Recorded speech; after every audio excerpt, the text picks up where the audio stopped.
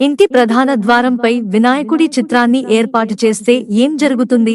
హిందూ మతంలో ఆది దేవుడిగా వినాయకుడిని ముందుగా పూజిస్తారు. ఎలాంటి శుభకార్యం మొదలుపెట్టినా మొదట బొజ్జ గణపయ్యనే ప్రార్థిస్తాం. ఎందుకంటే ఎలాంటి విఘ్నాలు లేకుండా ఆ గణేశుడు చేస్తాడని నమ్మకం.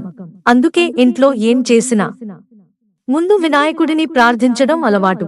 మరి ప్రధాన ద్వారం మీద వినాయకుడి ఫోటో లేదా విగ్రహం ఏర్పాటు చేస్తే ఏం జరుగుతుందో ఇప్పుడు తెలుసుకుందాం. ఎక్కువ శాతం చాలా మంది ఇంటి ముందు గణేష్ చిత్రపటాలను లేదా విగ్రహాలను అయినా ఉంచుతారు.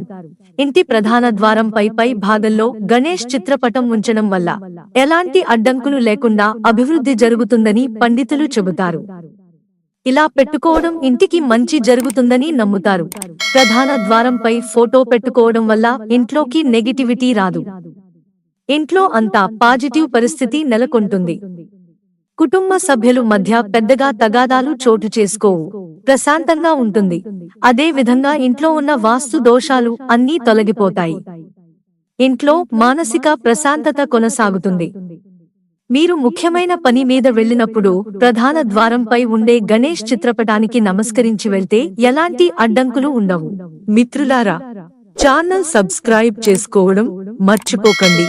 ధన్యవాదాలు.